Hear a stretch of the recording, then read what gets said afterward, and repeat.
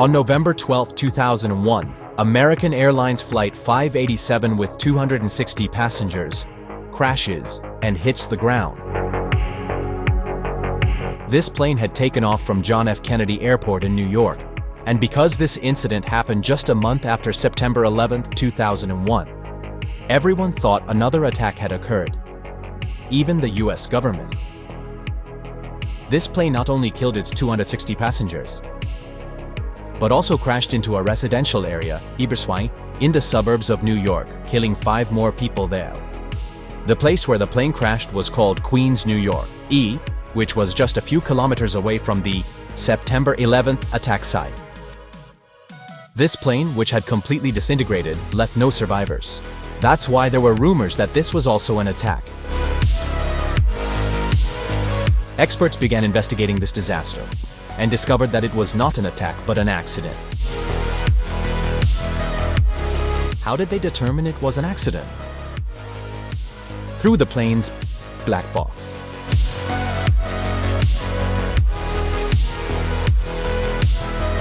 You see, the appearance of the black box resembles everything except a black box. The black box consists of 2 orange-colored devices, and they made it orange so it would be easier to find. Now, why is this orange device called a black box? Because in the past, in English, any device that recorded something was called a black box, and since this also records something, it got the name. The black box itself has a history. When in the 1950s air travel became popular and the number of flights increased, many accidents also occurred.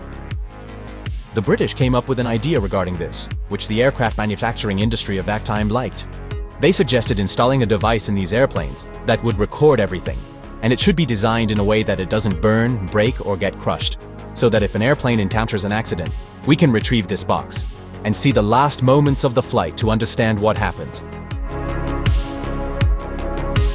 Until the 1990s, black boxes were like this. Everything was recorded on tape. But from 1990 onwards, black boxes became computerized and data was stored on chips. Every black box has 2 different parts. One part's job is to record every sound or conversation that takes place in the airplane cabin. The other part records all the flight data. The one that records the cockpit sounds erases its memory every 2 hours and starts recording again. So if an incident occurs, it has recorded the conversations from the last 2 hours. Flight 587, as we mentioned, crashed in a residential area in New York. How did they find out what happened from the black box? The recorded sound showed that the pilot said the plane was shaking. This is the moment when the plane is just starting to ascend. The shaking becomes so intense that the plane's power is cut off. At this point, the pilot and co-pilot panic and start shouting that nothing is working.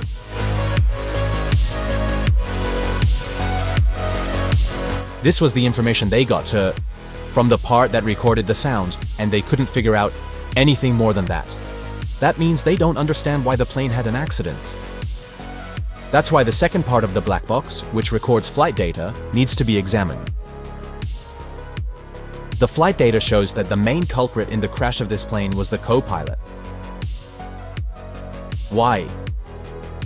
Because when the power goes out, the plane was still controllable, and they could have returned to the airport and landed.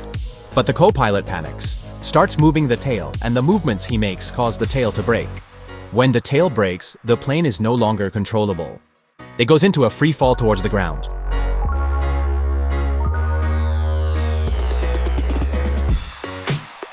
Now, where is the black box located on the plane?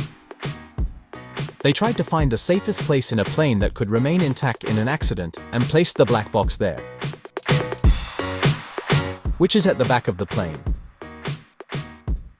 The body of the black box is made of thick steel, and the chips are placed in the middle of the steel walls to ensure they are not destroyed in any way.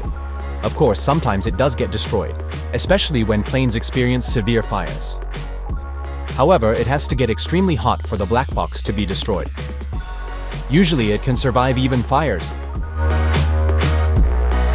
But what if the plane crashes into the ocean? What happens then? Does it sink to the bottom of the ocean and never get found? They've thought of that too. A sensor is attached to the black box that starts sending underwater signals when it falls into the water, making it easier to locate. This sensor has a battery that lasts for 30 days to send signals.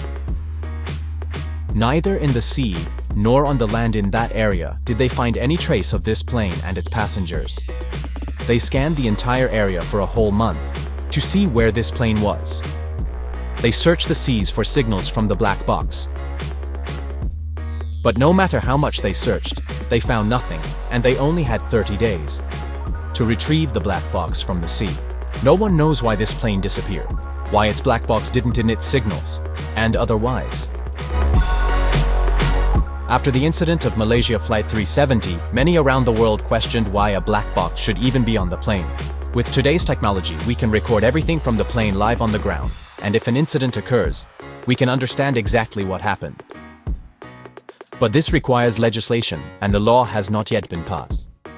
Some say that if we record from the ground, a saboteur might come and cut off the plane's transmitter, and then nothing would be recorded on the ground.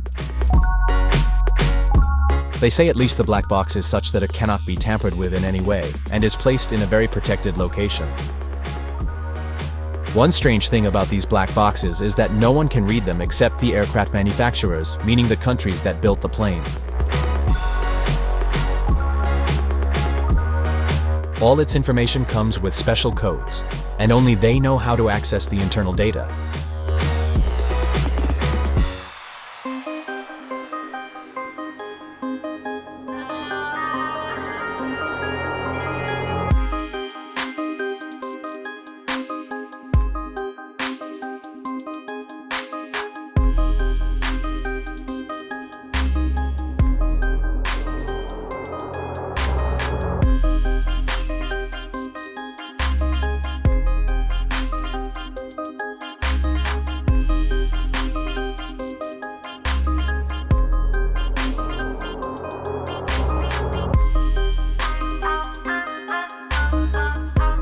To download music, visit wow16.com.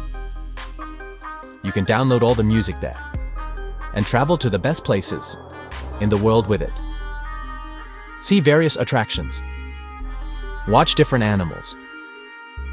Also, read wise sayings and moral lessons. All of this is on the WOW 15 channel.